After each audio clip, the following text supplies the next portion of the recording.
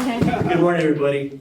I am going to speak to you a little bit about our Global Business Council and some trade missions that I went to and we went to. So back in 2007, Alex is laughing at me.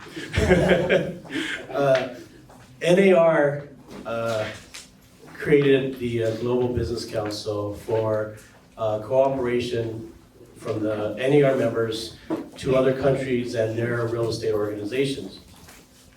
What many people don't realize is that in other countries, the practice of real estate is really, really different than from here. We're very organized. That's why when we talk about CAR and NAR, we talk about organized real estate. In other countries, believe it or not, if you had some money and open up an office, you can start selling real estate to other people without even having a real estate license. Some countries, you don't need a real estate license. And not only that, but many countries don't have that cooperating MLS. So if you're not familiar, but the MLS was created so we can cooperate with each other from offices to offices so we can share commission. Well, in many other countries, that's not the case. So there's a lot of double entry deals. There's a lot of non-sharing and hoarding of listings and commissions. So that's one of the things why NAR created this program for us realtors to go ahead and start cooperating with other countries and get other countries in the same system as we have here in the United States, where you're not just referring people out or referring people in and not getting paid, right? So one of the things one of the designations that NAR created was the CIPS, the Certified International Property Specialist. I recently got mine back in August this year, and I got pinned in our January, or what was it? November, sorry. I'm a little off on my days today. I got pinned in November at San Francisco, so I was able to witness that. And it's interesting because, so with CIPS, they provide resources for realtors once you get that designation to go onto a database and see other realtors that are CIPS designees. And there's it's a very robust referral system. So if you have a client that wants to purchase in, say, Belize, does anyone know where Belize is? Yes. Where? Budapest. Yeah. Did I just, oops. Yeah, and so if you have somebody that wants to purchase another country, you can go ahead and refer them out, and there's a big database of realtors or real estate brokers and agents in those particular countries where you can, that are trusted in our real estate circle that you can refer your clients to and get a referral fee from that. So really the CIPS program is a referral-based program, so and a database where you can refer out and refer in clients.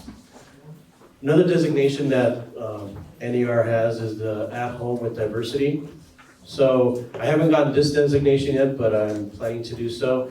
And this program actually helps realtors to be able to bridge that cultural difference. When you're talking to other to potential clients in other countries, unless you're familiar with that country's culture, you might be saying the wrong things or saying the wrong words or giving the wrong gestures, and it might be offensive. So it's one of those programs where it kind of bridges that gap for the cultural diversity that we have in this world. So I clicked through this slide earlier, but this is me getting an independence ceremony at NAR this past November. So I was getting my CIPS pin, which I'm wearing right now. So as I mentioned before, cooperating associations, right? So there's many countries out there, and out of all the countries, there are over 100 associations that are participating in this program. So 100 different associations that we can reciprocate to with in the Global Business Council program. So yeah, I know I went to a few trade missions this past September. Went to Taiwan. I know Frances will be speaking a little bit later, and she went to Japan. And a few other members here also went to Taiwan, right? Did you also? This year, last year. Last year, I know, not this year, last year, and Malaysia. So we, as the West San Gabriel Valley Realtors, we are the Ambassador Association to Taiwan. And this was established back in 2009 by Ling Chao. Was she here? No. Okay. Where we are their sister city. So that's basic. We reciprocate directly with them, and we go over to and do outbound trade missions to Taiwan and other countries that we choose to sign memorandums of understandings. Basically, those are understandings of, hey, if we have clients, we're going to refer them over to your association, and vice versa. If we have clients that want to purchase in Taiwan, we will refer them to that association, and they will distribute it among their members of who will get that client. We also, NER also has a global ambassador that is assigned to each country. And our global ambassador liaison to Taiwan is Linda Lee. So you might see her around here every once in a while. You probably see her in a few pictures as well. Basically, they are either realtors or NER staff that will that also has a CIPS designation that will be the liaison for each particular country. So the Global Business Council is comprised of you, the members. So I know in a different slide we'll have our current members, but how many Global Business Council members do we have here? Raise your hand. Thomas, you're not on there? I think you're on it, don't mind. Yeah, so we have a good group. There's many, we have at least about 20 or so on that committee. And basically it's a committee in our local organization that provides education and different opportunities to participate on a global scale. So one thing I didn't mention also in terms of Global Business Council, so the global business or global real estate is similar to, it's a niche that you might want to get into. So we have residential real estate, we have business opportunities, we have commercial real estate. So international real estate is just another niche of being a realtor that participates in certain criteria or certain niche in the market. So some people just strictly, like Ben over there, works strictly commercial, some residential, but he's a commercial broker or agent, and so is Carla. Where most of us are residential, well, there's also international business. So a lot of people build their or get their income through through international referrals.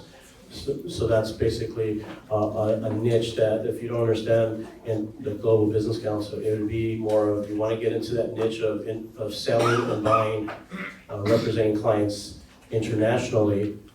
This is something you want to try to delve into. It may take time because you got to build up your clientele, but that's what these programs are for, is to get you to participate, build up your network, and start your referral base. And it works with the international community instead of just locally within your state.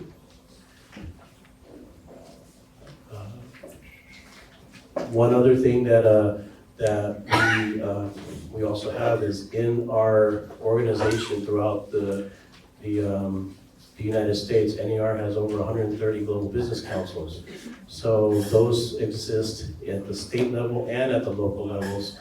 And their budgets can range from $0 to 5 figures.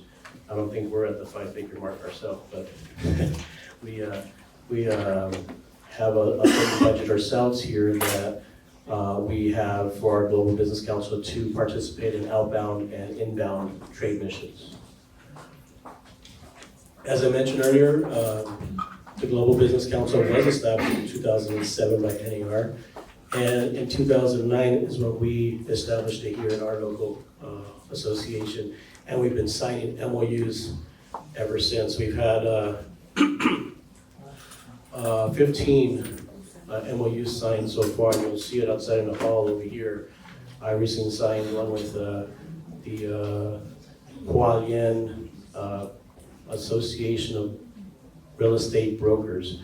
So in other countries, they can't call themselves realtors because realtor is a trademark of NAR. So you got to be called yourself real estate agent or real estate broker. So broker is the universal term for the owners of real estate companies.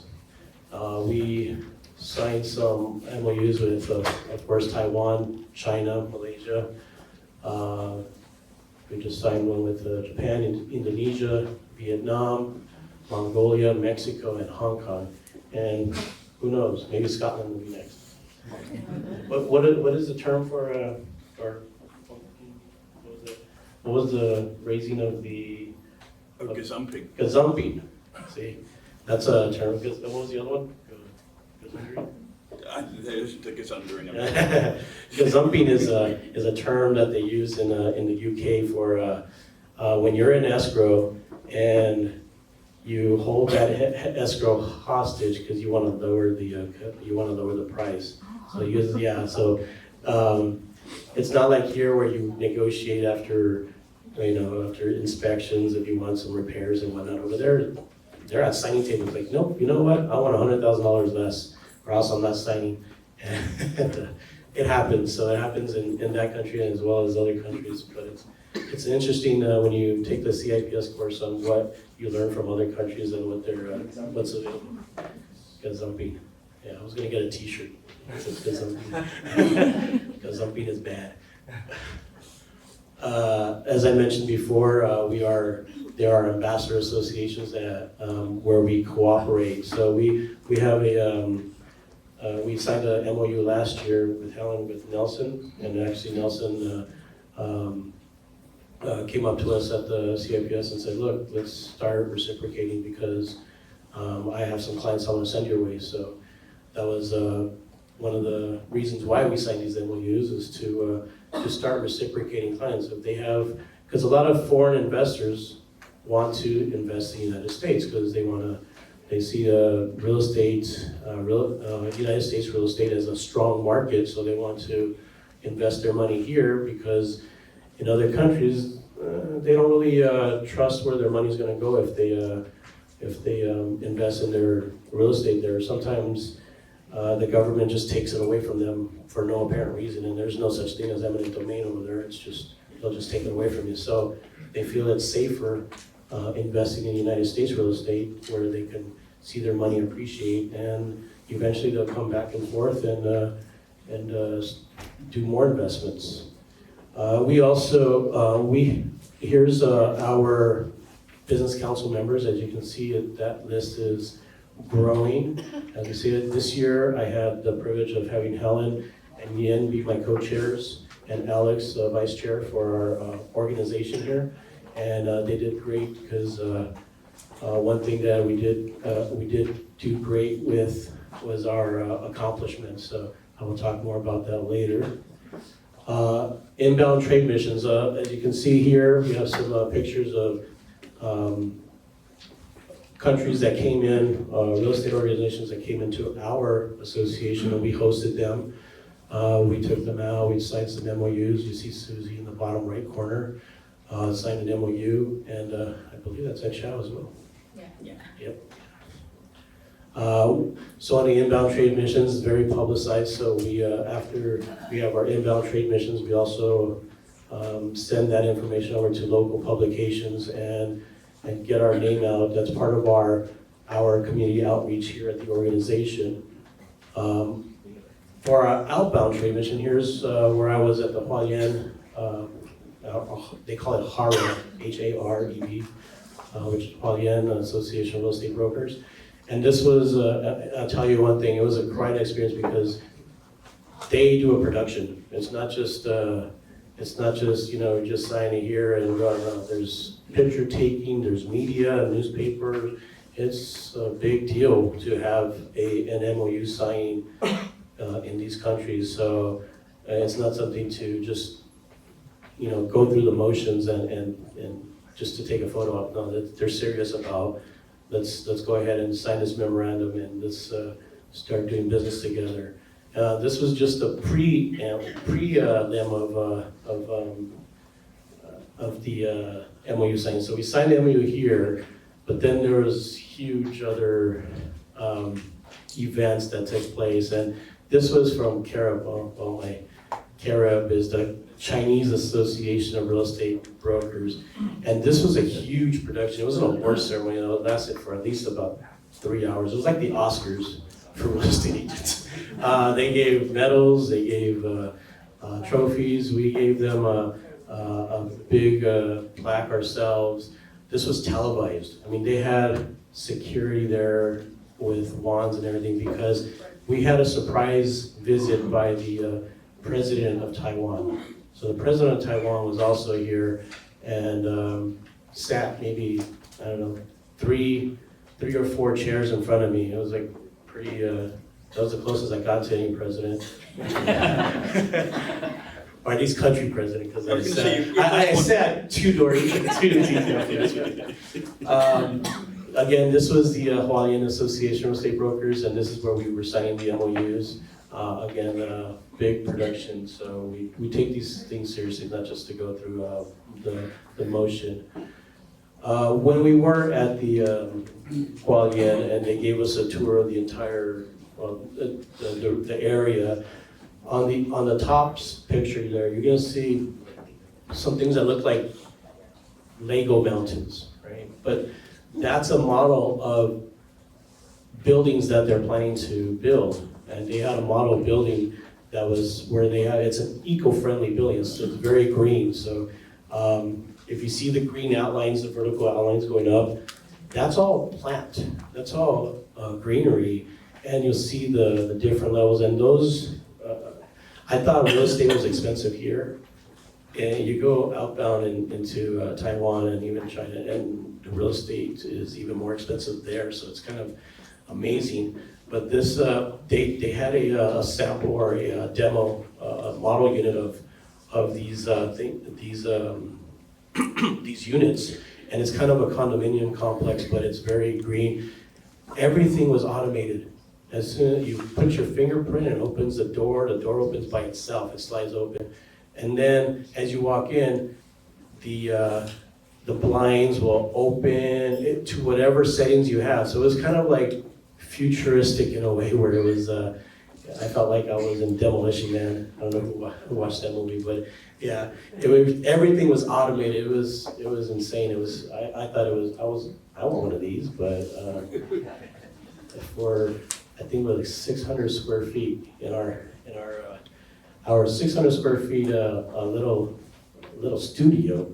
It was like, I don't know, like close to $800,000 in our money. So it's kind of, yeah, not quite what I want to do here. In the lower left, you see 2 towers there. That's also part of this big old master plan of this complex. So this was a farmer. He had this large acreage, at least about 150,000 acres of land, and he decided one day that he just wanted to be a developer, and comes up, hires some architects to create this master plan of having this entire residential community that's all green. So these 2 towers here will be green towers, and the models down below, the little beige things, those are trees actually, they're just model trees. On the bottom right, this was actually really cool. This is the only Starbucks that is made of shipping containers. So containers that you see on trucks or on trains or on the boats, this owner decided, hey, I want it, on the right-hand side of that, you'll see this big building. It's a huge mall or shopping center it's actually got the Guinness Book of World Record of the largest mosaic building, because it's got over 1 million mosaic tiles on that building, and right next to it is that Starbucks. And the originally Starbucks did not want to do this concept because of safety, because they're like, wait a minute, these containers, it's 3 levels, but the 3rd level is really for balancing and stuff, and the 2nd level, you can go 1st and 2nd level, and it's all dining area for customers. But Starbucks didn't want to do this because of safety reasons. So this owner decided, let me hire this German architect that was world-renowned, but I don't know his name because I'm not into the architecture. But he came and designed this and stabilized it and did all this, calculations, and he presented it back to Starbucks and said, look, this is going to be safe and this is going to be pretty unique. And lo and behold, Starbucks approved it, and it's the first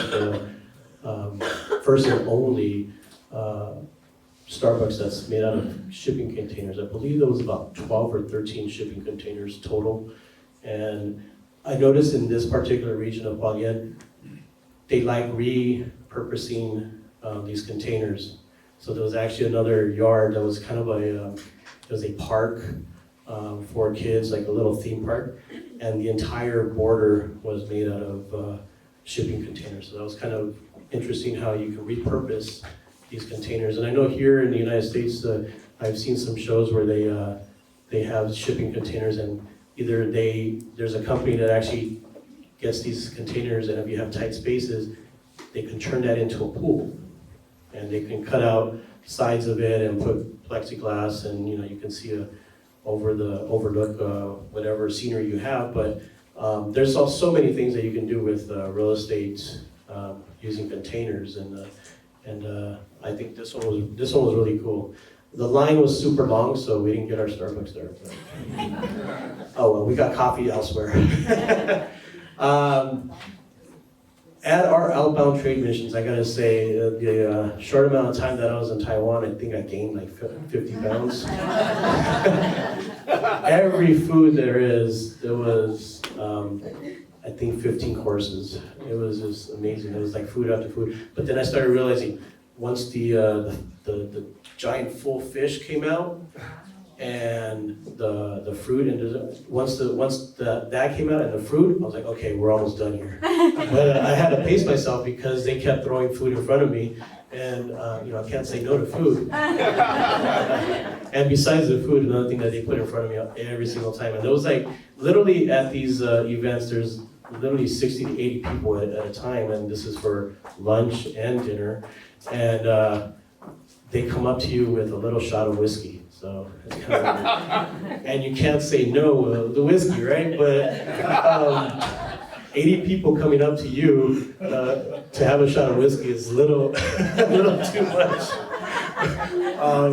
Right there in the middle, we went to a local market, which is very famous in these regions of Taiwan, where there's little markets for food and other sorts of souvenirs and gifts, and that was the time when they kind of dared me to try, like who's laughing? They dared you? They dared me to try stinking tofu. And yeah, first and only time. So it's an acquired taste of the delicacy that I am going to pass on moving forward, but if dared again and I have to, then I probably will. But every time that we went to an organization, they had a spread for us. It was crazy. It was amazing. And so basically, while I was in Taiwan, I had to break my diet. This was actually one of the places that they took us during the Taiwan trip, and it was raining, so there was high tide. It was really crazy, but on the upper right-hand corner, it was kind of crazy. It was a little cove, and every time the water splashed against the rock, foam just floated in the air. It was crazy. It was just like foamy air. It was like, I never seen that ever before, and it was just foam buildup in the water. So I don't know why it does that.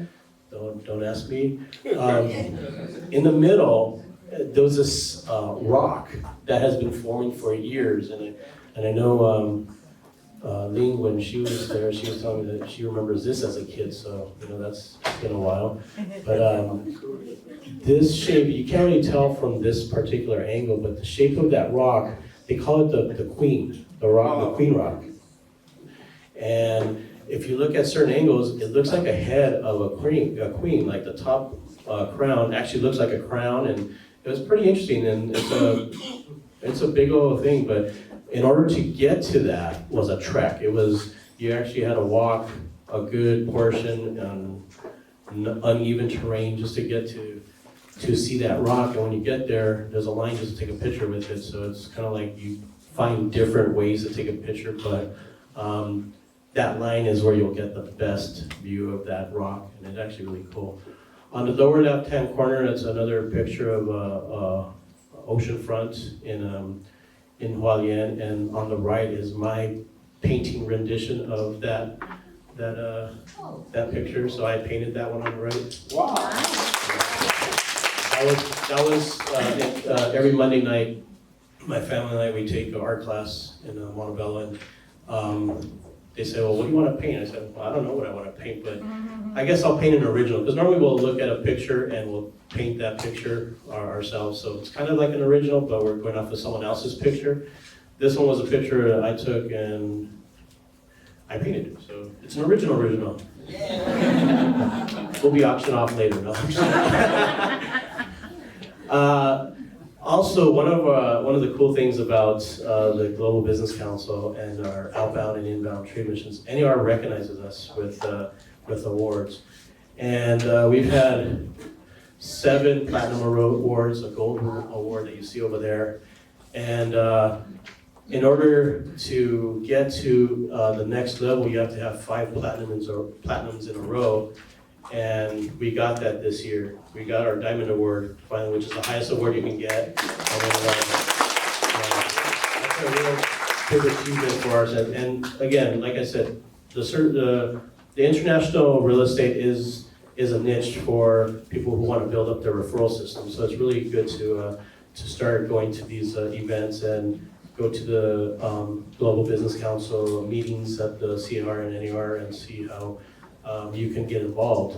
And this is us, that's me holding the trophy. I really didn't know how to hold a glass trophy, so I covered it with my left hand. So. and then there's, we run deep in our Global Business Council, so we went to NER, we had a good number of people that participated and ended up with us at the ceremony, International Night Out, where we received the award. And on the Global Business Council, on our website, we actually have a Global Business Council page. So you can see a lot of the events and activities that the Global Business Council participates in at the local level. So if you ever want to participate, we're always looking for members to join, to get familiar with international business. And with that, I am going to pass it over to Frances, who will talk about her trade mission to Tokyo for the IREC. Good morning,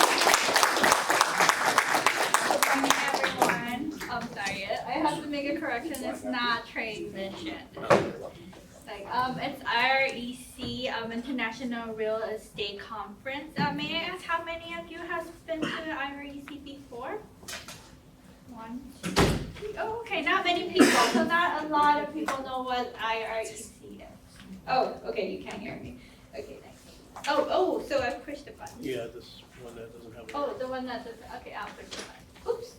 Okay, so IREC is actually NAR, one of the designated countries of usually National Real Estate Association, or it could be anything.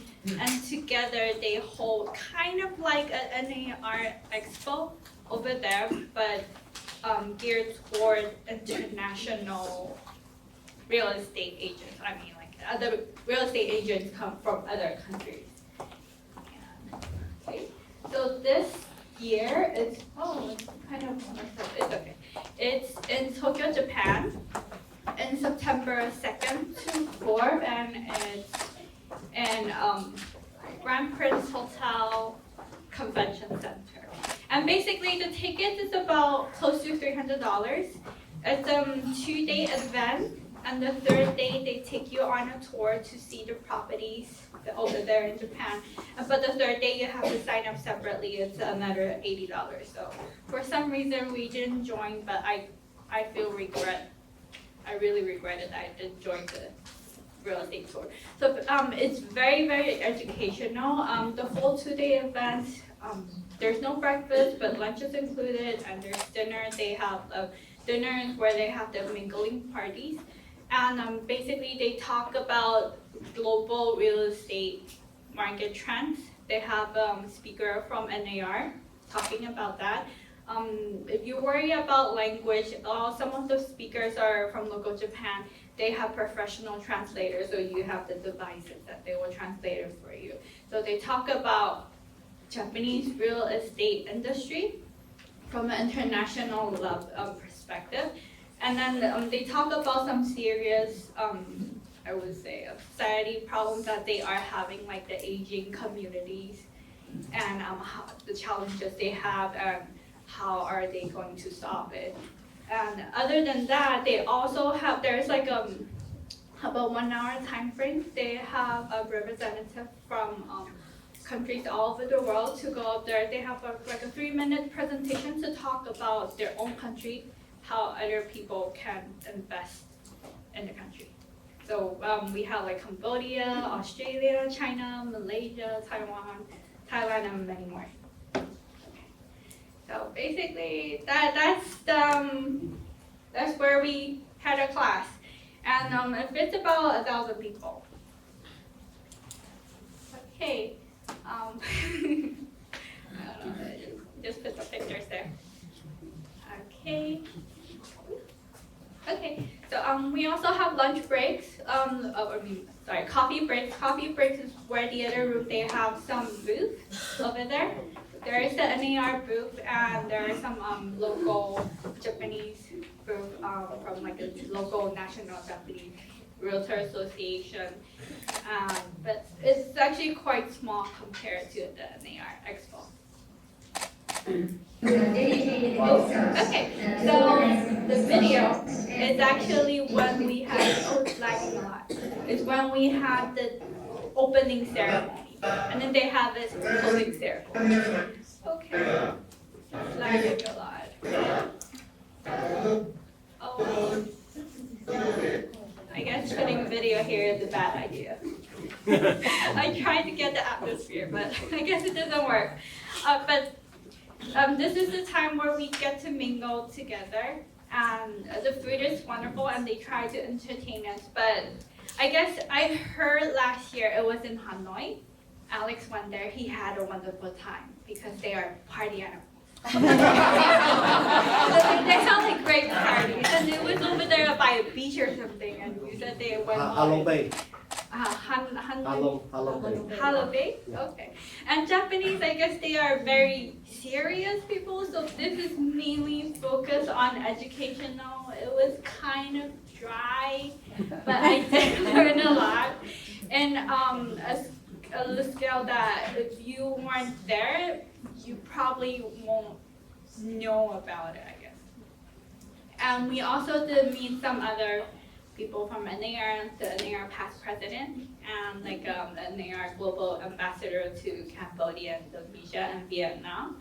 I guess because, oh no, she was okay, sorry. Alright. And then I would say my personal afterthoughts,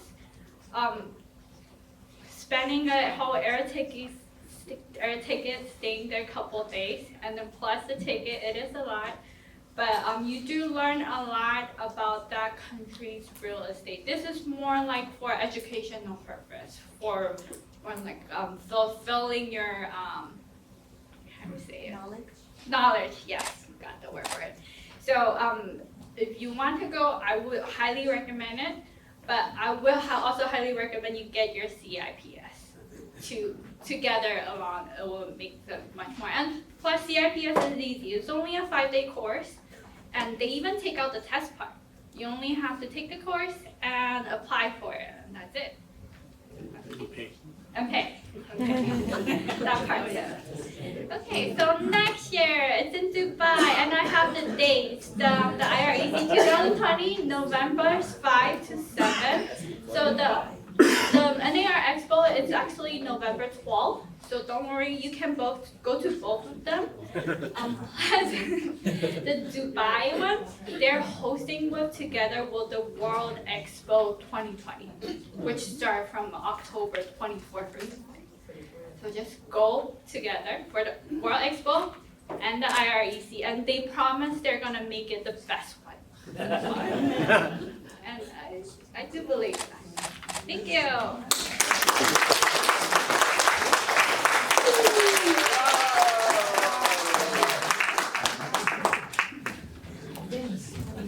Thank you so much, everyone, for that. Yes, last Friday was our tea party, but I'm back to the polystyrene cup Thursday mornings. Something I hadn't prepared. Giuseppe mentioned gazumping. A little correction. That practice is usually buyers jumping in front of another buyer. The system in England and Wales, you don't have a contract until a few days before you close. You make an effort. You make an offer that is. But you still have to do a survey, which is a property inspection, and all those surveys and offers are subject to contract. We have a contract that is subject to inspection and loan contingency. They do it the other way around. That means that another buyer can jump in a handful of days before you're supposed to close and get that property, and that can actually break chains of properties where other transactions fall apart because of gazumping as well. So when you're looking through your RPA and thinking, wow, this really doesn't cover enough, we have it so much better than other parts of the world, believe you me. So that was just a little side note on the global front. We're in the festive season, we're coming to the end of the year. Obviously we're looking forward to 2020, and I hope you're all doing your business plans and getting ready for a successful year. But I wanted to take a look at some of our successes this year, and that includes our global committee who won the Diamond Award, which was a fantastic achievement. On the commercial front, we've gained a 4-star accreditation. There's a lot of work on the education committee, and particularly from Carla and Albert, put into that. Special events have put on so many wonderful events. I'm sure you've all appreciated the breakfast for various holidays and celebrations and Member Appreciation Week. You guys are sat here in our MLS breakfast meetings. That committee has put together a wonderful selection of speakers. They've been educational, they've been informative, sometimes they've even been funny at points. But they've brought a lot to us as well. YPN Cosmo touched upon some of the events they've had. There have been so many giving events, so many opportunities for YPN to give back. And by the way, our foundation does a wonderful job of giving back to the community as well. Legislative has been working to increase our RAF donations. We've been sending people out to city council meetings to speak and working with our legislators as well. We've achieved so much in 2019 at this association. Everyone who's been involved can feel incredibly proud, but I want to point you to this form in our bulletin. It is on page 5. It is the committee membership preference for the year 2020. If you listen to, and that's just a small selection of our achievements, a small selection of the things our committees have done. If you want to get involved with that, please fill out this form, or find a committee member and talk to them about what that committee actually does if you're a little unsure as to what's involved with being part of those committees. Come and try the committees out. It is incredibly fulfilling. I wouldn't be here if I hadn't joined the education committee a good few years ago now, and that was my starting point, and I got more and more involved with our association right up until the point when we threw a tea party. So I encourage you, if you have thought about joining a committee, if you have vaguely played with the idea, do it. Get involved, come to your first meeting, see what it's all about. You will gain so much and you'll give so much to your association as well. So that's the thought I wanted to leave you with this week. Thank you.